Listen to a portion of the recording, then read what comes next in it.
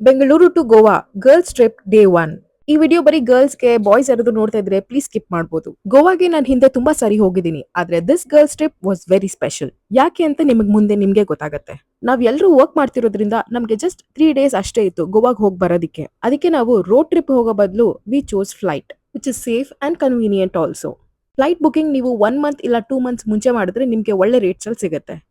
Bengaluru to Goa just 1 hour ಅಷ್ಟೇ. ಕಣ್ಮುಚ್ಚಿ ಕಣ್ತೆಗೆಯೋಷ್ಟರಲ್ಲಿ ಗೋವಾದಲ್ಲಿರ್ತೀರಾ. ಗೋವಾ ಏರ್ಪೋರ್ಟ್ ಚಿಕ್ಕದಾದ್ರೂ it's very modern and cute.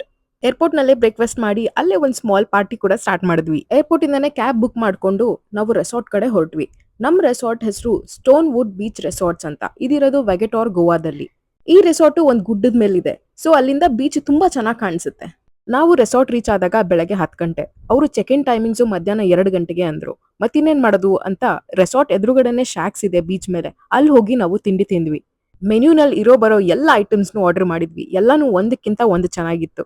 ಟ್ರಿಪ್ಪಿನ ಎಲ್ಲ ರೆಸ್ಪಾನ್ಸಿಬಿಲಿಟೀಸ್ನ ನಾವೆಲ್ಲರೂ ಈಕ್ವಲ್ ಆಗಿ ಡಿವೈಡ್ ಮಾಡ್ಕೊಂಡಿದ್ವಿ. ಒಬ್ರು ಫ್ಲೈಟ್ ಬುಕಿಂಗ್ ಮಾಡಿದ್ರೆ ಇನ್ನೊಬ್ರು ರೆಸಾರ್ಟ್, ಇನ್ನೊಬ್ರು ಫಿನಾನ್ಸು. ಆ ತರ ಫಿನಾನ್ಸ್ ನ ಟ್ರ್ಯಾಕ್ ಮಾಡೋದಕ್ಕೆ ಸ್ಪ್ಲಿಟ್ ವೈಸ್ ಆಪ್ ನ ನಾವು ಯೂಸ್ ಮಾಡಿದ್ವಿ. It was convenient, so that ಎಲ್ಲಾ ಕೆಲಸಗಳು ಸ್ಮೂತ್ ಆಗಿ ಆಯ್ತು. ನಾವು ಈ ರೆಸಾರ್ಟ್ ನ ಯಾಕೆ ಚೂಸ್ ಮಾಡಿದ್ವಿ ಅಂದ್ರೆ ಇಲ್ಲಿಂದ ಎಲ್ಲ ಪಬ್ಸು ರೆಸ್ಟೋರೆಂಟ್ಸು ತುಂಬಾ ಹತ್ರ ಇತ್ತು, ವಾಕಬಲ್ ಡಿಸ್ಟೆನ್ಸ್ ಅಲ್ಲಿ. So it is very safe. ಹಾಗೆ ನಮ್ಗೆ ಯಾವ ಟ್ಯಾಕ್ಸಿನೂ ಬೇಕಾಗಿಲ್ಲ ಹೋಗಿ ಬರೋದಿಕ್ಕೆ. ಇನ್ ಸಂಜೆ ಎಲ್ಲರೂ ಮಸ್ತಾಗಿ ರೆಡಿಯಾಗಿ ರೆಸಾರ್ಟ್ ಪಕ್ಕದಲ್ಲೇ ಇರೋ ನೋವಾ ಫ್ಯಾಮಿಲಿ ರೆಸ್ಟೋ ಪಬ್ಗೆ ಹೋದ್ವಿ.